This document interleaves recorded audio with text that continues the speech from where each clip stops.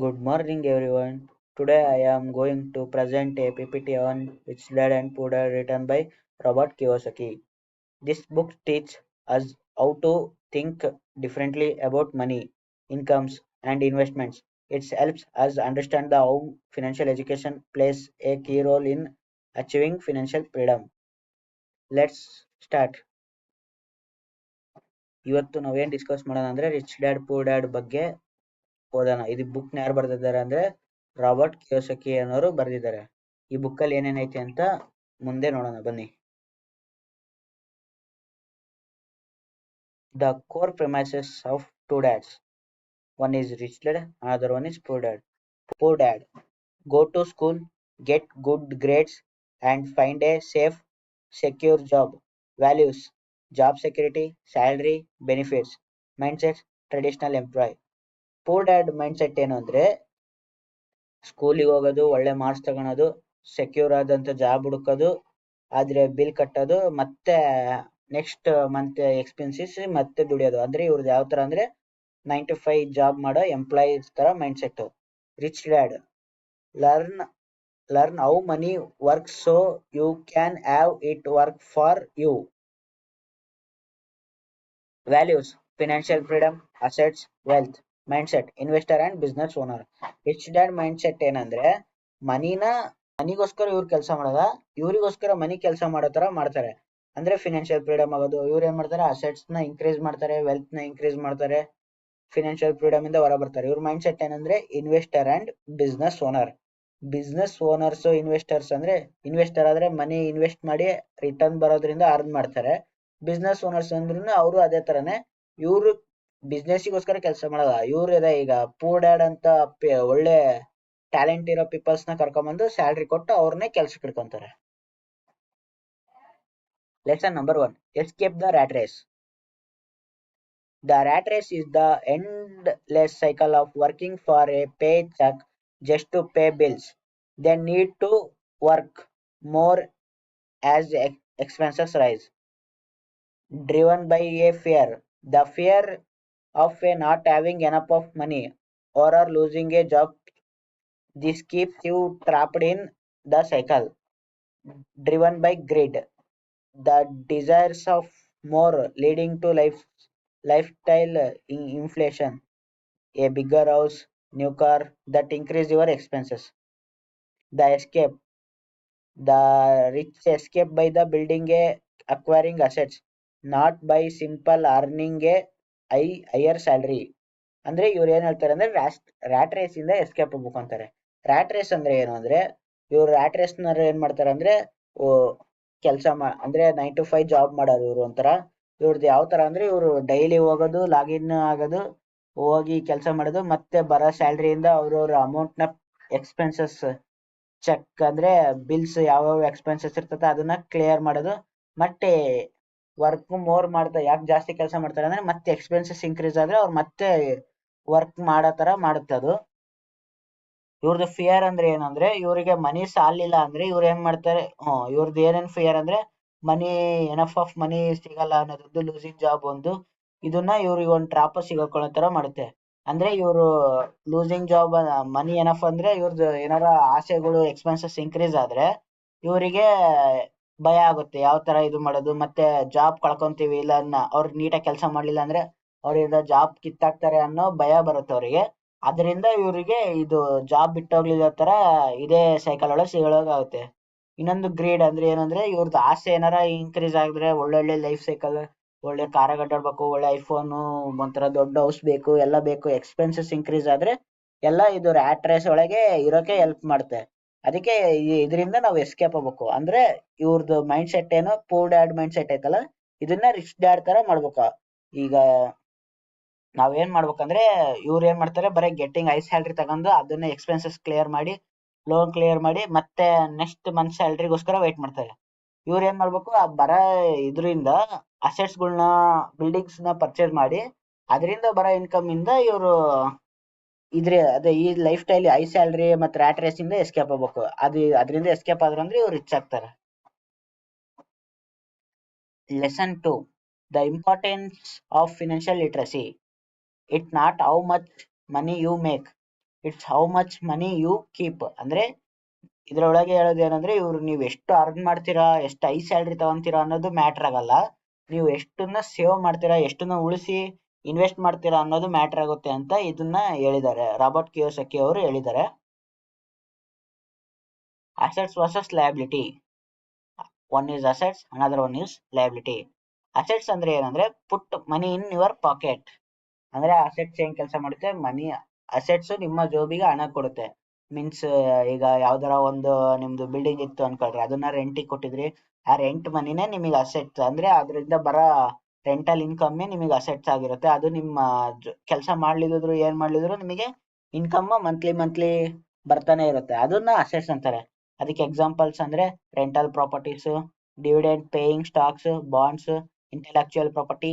A business don't manage ಅಂದ್ರೆ ಅವ್ರ business ಇವ್ರು ಮ್ಯಾನೇಜ್ ಮಾಡ್ಲಿದ್ದು, ಇವ್ರು ಏನ್ ಮಾಡ್ತಾರೆ ಅಂದ್ರೆ ಎಂಪ್ಲಾಯೀಸ್ ನ ಇಟ್ಟು ಅವ್ರ ಪುಟ ಮ್ಯಾನೇಜ್ ಮಾಡಿಸಿ ಇವ್ರು ಅದರಿಂದ ಬರೋ ಪ್ರಾಫಿಟ್ ನ ಇವ್ರು ಜಾಸ್ತಿ ತಗೊಂಡು ಅವರಿಗೆ ಲಿಟಲ್ ಸ್ವಲ್ಪ ಪರ್ಸೆಂಟೇಜ್ ನ ಕೊಟ್ಟು ಇವರು ಈ ತರ ಮಾಡ್ತಾರೆ.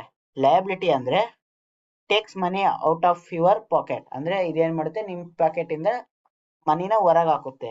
ಅಂದ್ರೆ ಯಾವ ತರ ಅಂದ್ರೆ ಯಾವ್ದಂದ್ರೆ ನೀವ್ ಏನಾರ ಇದು ಈಗ ಲೋನ್ಸ್ ತಗೊಂತೀರಾ, ಈಗ ಫೋನ್ ನ EMI ಒಳಗೆ ತಗೊಂತಾರೆ, ಅದೇನಂತಾರೆ ಒಂಥರ ಎಕ್ಸ್ಪೆನ್ಸಸ್, ಮಂತ್ಲಿ ಇಷ್ಟಿಷ್ಟು ಅಂತ ಪೇ ಮಾಡ್ತಿರ್ಬೇಕು. ಇಲ್ಲ ವೆಹಿಕಲ್ಸ್ ತಗೊಂಡ್ರು ಅಂದ್ರೆ ಅದಕ್ಕೂ ಮಂತ್ಲಿ EMI ಅಂತ ಇಷ್ಟಿಷ್ಟು ಪೇ ಮಾಡ್ಬೇಕು.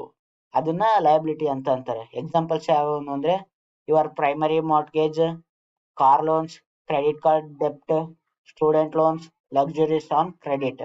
ಅಂದ್ರೆ ಲಕ್ಸುರಿ ಪ್ರಾಡಕ್ಟ್ಸ್ ನ EMI ಮುಖಾಂತರ ತಗೊಂಡಿರೋ ತರ ಅದು. The big misconception. Your house is not an asset. A primary residence is a liability because it takes money out from your pocket every month. ಅಂದ್ರೆ ಇದೇನ್ ಮಾಡುತ್ತೆ, ಪ್ರೈಮರಿ ಅಂದ್ರೆ ನಿಮ್ದು ನೀವು ವಾಸ ಮಾಡೋ ಮನೆ ಯಾವತ್ತಿದ್ರು ಲಯಬಿಲಿಟಿ. ಯಾಕೆಂದ್ರೆ ಅದು ಏನ್ ಮಾಡುತ್ತೆ, ನಿಮ್ ಜೋಬಿಂದ ಹಣವನ್ನ ತೆಗೆದಾಕುತ್ತೆ. ಯಾವ ತರ ಅಂದ್ರೆ ಮಾರ್ಟ್ಗೇಜ್, ಟ್ಯಾಕ್ಸಸ್ ಅಂಡ್ ಮೇಂಟೆನೆನ್ಸ್, ಈ ತರದ್ರಿಂದ ನಿಮ್ ಮನೆ ಹೊರ ಹೋಗುತ್ತೆ. ಇಲ್ಲಿ the rich dad mind set. The rich the rich buys assets first, then use the income from those assets to buy the luxury products. The poor and middle classes buy luxury products like big house first, often with debt. ಅಂದ್ರೆ ಇವ್ರದ್ದು rich dad mindset ಏನಂದ್ರೆ ಇವನು assets ನ purchase ಮಾಡ್ತಾನೆ first.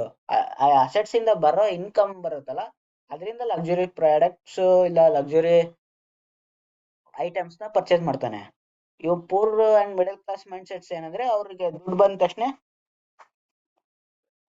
First luxury products ನೇ by ಮಾಡ್ಬಿಡ್ತಾರೆ. Big house ಅದನ್ನ ಯಾವ್ದ್ರ ಅಂದ್ರೆ ಸಾಲದ ಮುಖಾಂತರ ಮಾಡ್ಬಿಡ್ತಾರೆ. ಅವರಿಗೆ ಬರೀ ಸಾಲ ತೀರ್ಸೋದೇ ಆಗುತ್ತೆ, ಅದರಿಂದ ಇನ್ಕಮ್ ಜನರೇಟ್ ಮಾಡಕ್ ಆಗಲ್ಲ ಅವ್ರ ಕೈಯಲ್ಲಿ.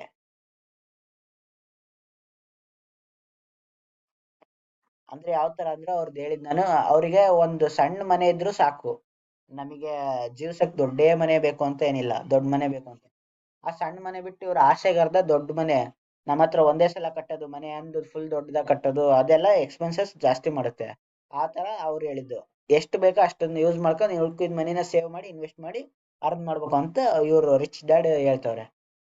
Mind your own business. This means building your assets column. Your profession pays your bills. Your business is what you makes wealthy. You focus your time and energy on acquiring income generating assets that you are interested in. Means your profession ಅಂದ್ರೆ 9 to 5 jobs ಎಲ್ಲ ಏನ್ ಮಾಡುತ್ತೆ, ನಿಮ್ ಬರೀ bills pay ಮಾಡಕ್ಕೆ ಅಷ್ಟಕ್ಕಷ್ಟೇ ಸೀಮಿತವಾಗುತ್ತೆ. ಅದೇನು ನಿಮ್ಮನ್ನ rich ಮಾಡಲ್ಲ. ಅದೊಂಥರ ರ್ಯಾಟ್ ರೇಸ್ ಸೈಕಲ್ ಟ್ರಾಪ್, ಮೇಲೆ ಹೇಳಿರೋ ರೀತಿ ಆದ್ರೆ. ಯುವರ್ ಬಿಸ್ನೆಸ್ ಅಂದ್ರೆ ಇದೇನ್ ಮಾಡುತ್ತೆ, ಯುವರ್ ಅಸೆಟ್ಸ್ ಕಾಲಮ್ ಇದೇನ್ ಮಾಡುತ್ತೆ, ವೆಲ್ತ್ ಆಗಕ್ಕೆ ಅಂದ್ರೆ ನಿಮ್ಮನ್ನ ಶ್ರೀಮಂತರಾಗೋಕೆ ಹೆಲ್ಪ್ ಮಾಡುತ್ತೆ. ನಿಮ್ಮ ಟೈಮು ಮತ್ತೆ ನಿಮ್ಮ ಎನರ್ಜಿ ಏನ್ ಮಾಡ್ಬೇಕು ಅಂದ್ರೆ ಅಕ್ವೈರಿಂಗ್ ಇನ್ಕಮ್ ಜನರೇಟಿಂಗ್ ಅಸೆಟ್ಸ್. ಅಂದ್ರೆ ನೀವು ಯಾವ ತರ ಅಸೆಟ್ಸ್ ಅಂದ್ರೆ ಇನ್ಕಮ್ ನ ಜನರೇಟ್ ಮಾಡೋ ತರ ಅಸೆಟ್ಸ್ ಗಳನ್ನ ಪರ್ಚೇಸ್ ಮಾಡಿ ಅದರಿಂದ ಬರೋ ಇನ್ಕಮ್ ನ ನೀವು ಜನರೇಟ್ ಮಾಡ್ಕೊಂಡು ಇರ್ಬೇಕು. ಅದು ನಿಮಗೆ ಇಷ್ಟ ಇದ್ರೆ ಮಾತ್ರ ಮಾಡ್ಬೇಕು. Next, the cash flow quadrant. ಇದರಲ್ಲಿ 4 ಟೈಪ್ಸ್ ಇದೆ, 4 ಕ್ವಾಡ್ರೆಂಟ್ಸ್ ಇದಾವೆ. ಒನ್ ಇಸ್ ಎಂಪ್ಲಾಯ್, ಇನ್ನೊಂದು self employed, business owner, investor. Employee ಏನಂದ್ರೆ you have a job, value security, I am looking for a safe and secure job with benefits. ಅಂದ್ರೆ ಅವರು ಒಂಥರ ಫಸ್ಟಿಗೆ ಹೇಳಿರೋದಾದ್ರೆ ಇವ್ರು ಪೋರ್ ಮೈಂಡ್ ಸೆಟ್ ಅವರು. ಮೀನ್ಸ್ ಇವ್ರದ್ದೇನು ಜಾಬ್ ತಗೊಳ್ಳೋದು ಸೆಕ್ಯೂರಿಟಿ ಇರಬೇಕು, ಅವರಿಂದ ಅದ್ರ ಸೇಫ್ ಇರಬೇಕು, ಅದರಿಂದ ಬರೋ ಬೆನಿಫಿಟ್ಸ್ ಅವ್ರಿಗೆ ಸಾಕು ಅನ್ನೋ ಮೈಂಡ್ ಸೆಟ್ ಇವರು. ಇವ್ರು self employed means you own a job, values independence. If you want it done right, do it yourself. ಅಂದ್ರೆ ಇವ್ರು ಸೆಲ್ಫ್ ಎಂಪ್ಲಾಯ್ಡ್ ಅಂದ್ರೆ ಒಂಥರ ಇವ್ರ ಕೆಲಸನ ಇವರೇ ಮಾಡ್ಕೊಂತ, ಅಂದ್ರೆ ಒಂದ್ ಬಿಸ್ನೆಸ್ ಸಣ್ಣ ಪುಟ್ಟ ಅಂಗಡಿ ಹಾಕೊಂಡ್ ನಡೆಸೋರು ಇವರು. Business owners, your own a system, values, system and people. I am looking for a smart peoples to run my system. ಅಂದ್ರೆ ಇವ್ರದ್ದು ಮೈಂಡ್ ಸೆಟ್ ಯಾವ ತರ ಅಂದ್ರೆ ಇವರು ಒಂದು ಸಿಸ್ಟಮ್ ಕ್ರಿಯೇಟ್ ಮಾಡ್ತಾರೆ. ಅದನ್ನ ಏನ್ ಮಾಡ್ತಾರೆ, ಒಳ್ಳೆ ಟ್ಯಾಲೆಂಟ್ಸ್ ಇಲ್ಲ ಸ್ಮಾರ್ಟ್ ಪೀಪಲ್ಸ್, ಒಳ್ಳೆ ಇಂಟೆಲಿಜೆಂಟ್ ಪೀಪಲ್ಸ್ ನ ಕರ್ಕೊಂಡು ಅವ್ರ ಬಿಸ್ನೆಸ್ ರನ್ ಮಾಡೋಕ್ಕೋಸ್ಕರ ಅವ್ರಿಗೆ ಇಷ್ಟು ಪರ್ಸೆಂಟ್ ಅಂತ ಸ್ಯಾಲ್ರಿ ಕೊಟ್ಟು ಇವ್ರ ಬಿಸ್ನೆಸ್ ನ ಇವ್ರು ರನ್ ಮಾಡ್ಕೊಂತಾರೆ. Investor, your money work for you, value freedom, what is my return on investment. ಅಂದ್ರೆ ಇವ್ರೇನು ಇವ್ರ ಮನಿ ತಗೊಂತಾರೆ, ಸ್ಟಾಕ್ ಮಾರ್ಕೆಟ್ ಅಲ್ಲಿ ಹಾಕ್ತಾರೆ, ಯಾವ ಒಳ್ಳೆ ಶೇರ್ಸ್ ಅದ್ರ ಬಗ್ಗೆ ತಿಳ್ಕೊಂಡು ಅದ್ರ ಮೇಲೆ ಇನ್ವೆಸ್ಟ್ ಮಾಡಿ ಅದರಿಂದ ಬರೋ ರಿಟರ್ನ್ ತಗೊಂಡು ಆರಾಮಾಗಿರ್ತಾರೆ. ಇವರು ಫ್ರೀ ಆಗಿರಕ್ ಟ್ರೈ ಮಾಡ್ತಾರೆ. Move to the right side. One is left side, another one is right side. Left side. This is where 95% of people are, but they controlled only 5% of the wealth. You work for money. Income is taxed at the highest rates.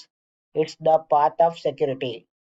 ಅಂದ್ರೆ ಇವ್ರದ್ದು ಏನು ಅಂದ್ರೆ ಇವ್ರದ್ದು 95% people ಏನು 5% of ವೆಲ್ತಿಗೋಸ್ಕರ ಕೆಲಸ ಮಾಡ್ತಾರೆ.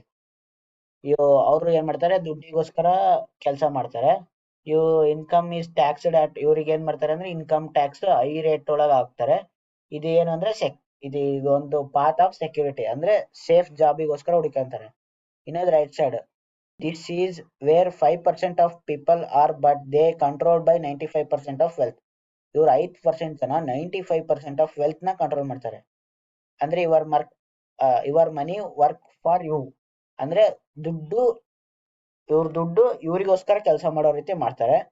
ಇವ್ರು have a legal tax advantages. ಇವರು ಒಂಥರ ಲೀಗಲ್ ಟ್ಯಾಕ್ಸ್ ಅಡ್ವಾಂಟೇಜಸ್ ಅಂದ್ರೆ ಯಾವ ತರ ಅಂದ್ರೆ ಇವರು ಟ್ಯಾಕ್ಸ್ ಬೆನಿಫಿಟ್ಸ್ ಅಂದ್ರೆ ಈಗ ಸ್ಟೂಡೆಂಟ್ಸ್ ಸ್ಕಾಲರ್ಶಿಪ್ ಕೊಟ್ಟೆ, ಯಾವ್ದಾರ ಫಂಡ್ ಡೊನೇಟ್ ಮಾಡಿದೆ, ಆತರ ಮಾಡಿ ಟ್ಯಾಕ್ಸಸ್ ಇಂದ ಎಸ್ಕೇಪ್ ಮಾಡ್ತಾರೆ.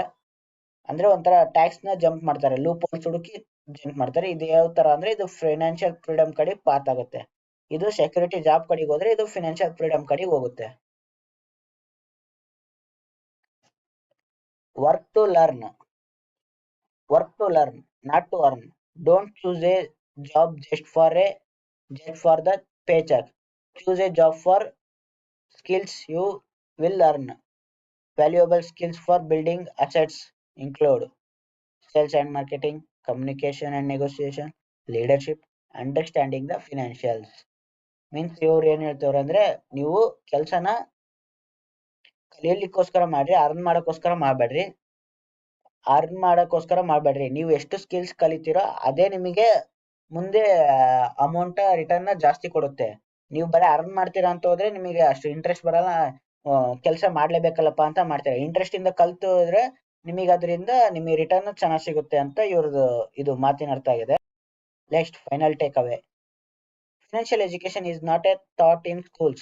It required a fundamental shift in the mindset from being a consumer to being a investor, and working for money to having a money work for you. ಅಂದ್ರೆ ಇದನ್ನ ಯಾವ ಸ್ಕೂಲಲ್ಲೂ ಹೇಳ್ಕೊಡಲ್ಲ, ಯಾವ ತರ ಕೆಲಸ ಮಾಡ್ಬೇಕು ಏನು.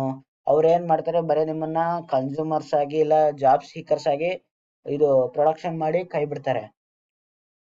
ಇದು ಏನಂದ್ರೆ ನೀವು ಕನ್ಸ್ಯೂಮರ್ ಆಗಕ್ಕಿನ ಇನ್ವೆಸ್ಟರ್ ಆಗ್ಬೇಕು. ಅಂದ್ರೆ ನೀವು ಬರೀ ಎಲ್ಲವನ್ನೂ ಕನ್ಸ್ಯೂಮ್ ಮಾಡೋದು ಇಲ್ಲ ಎಕ್ಸ್ಪೆನ್ಸಸ್ ಇನ್ಕ್ರೀಸ್ ಮಾಡೋದಕ್ಕಿನ ಇನ್ವೆಸ್ಟರ್ ತರ ಥಿಂಕ್ ಮಾಡಿ ಬಿಲ್ಡಿಂಗ್ ಅಸೆಟ್ಸ್ ಮಾಡಿ ಅಮೌಂಟ್ ನೆಲ್ಲ ಇನ್ಕ್ರೀಸ್ ಮಾಡ್ಕೊಂಡು ಇದು ಮಾಡ್ಬೇಕು. ಇದು ಏನ್ ಮಾಡೋದಂದ್ರೆ ನಿಮಗೋಸ್ಕರ ಕೆಲಸ ಮಾಡೋದ್ ಬಿಟ್ಟು ನೀವು ಮನಿನೇ ನಿಮಗೋಸ್ಕರ ಕೆಲಸ ರೀತಿ ಮಾಡ್ಬೇಕು, ಮನಿಗೋಸ್ಕರ ನೀವು ಕೆಲಸ ಮಾಡಬಾರ್ದು ಅಂತ ಇದಾಗಿದೆ. Thank you.